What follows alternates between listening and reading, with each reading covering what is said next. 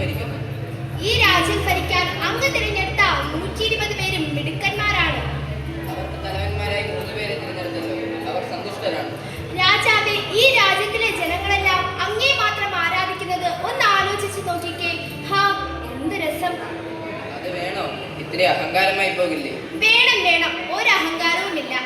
അങ്ങനെയാണെങ്കിൽ ഇനി വരുന്ന 30 നാളത്തേക്ക് അങ്ങേ മാത്രം ആരാധിക്കാവൂ എന്നൊരു കൽപ്പന പുറപ്പെടുവിച്ചാല്?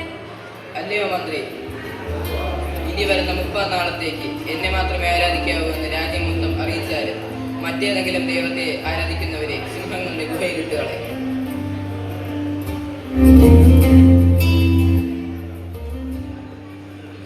നാട്ടുകാരെ ശ്രദ്ധിക്കൂ. ഇനി വരുന്ന 30 നാളത്തേക്ക് ഇസ്രായേൽ രാജ്യത്തിലെ രാജാവിനല്ലാതെ മറ്റു ദൈവങ്ങളെ ആരാധിക്കുന്നവർ ദാര്യാവേഷ് രാജാവ് സിംഹങ്ങളെ ഗുഹയിൽ ഇട്ടുകളയും എന്ന രാജകൽപ്പന.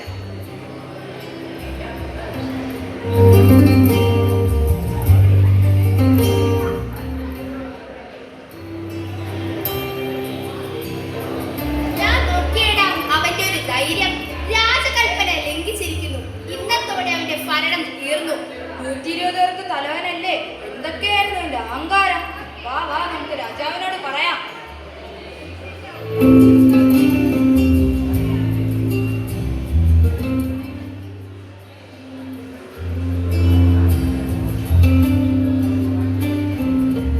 അല്ലയോ രാജൻ, അങ്ങയുടെ കൽപ്പന ഒരുവൻ ലംഘിച്ചിരിക്കുന്നു. ആരാണ് അധികാരി? രാജകൽപ്പന നിയമിക്കാൻ മാത്രം പോന്നവൻ. അവനെ പിടിച്ചു കൊണ്ടുവരും.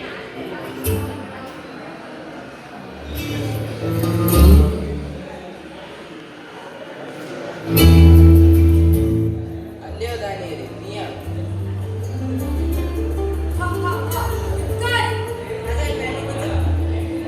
ദാനിയേലേ, നിന്റെ ഈ തീരുമാനത്തിൽ എന്തെങ്കിലും മാറ്റമുണ്ടോ?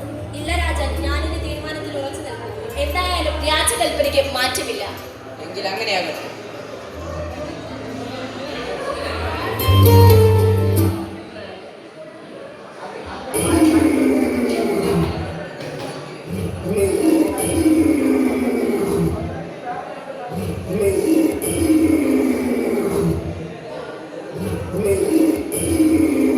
എല്ലാം നമ്മുടെ പദ്ധതി പോലെ നടന്നിട്ടുണ്ട്.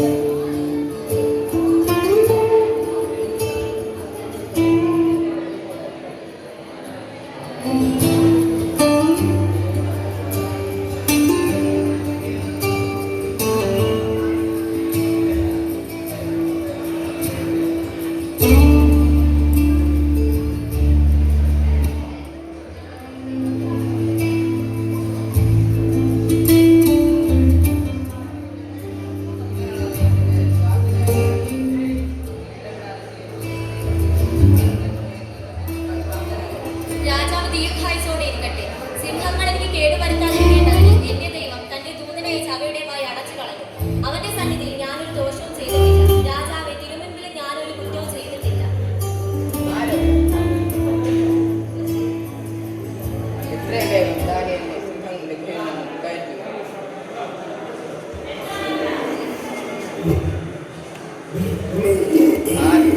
ആരൊക്കെയാണോ ദാനിയേലിനെ സിംഹങ്ങളുടെ ഗുഹയിലിടാൻ പദ്ധതിയിട്ടത് അവരെയൊക്കെ സിംഹങ്ങളുടെ ഗുഹയിൽ നിന്ന് തള്ളുക.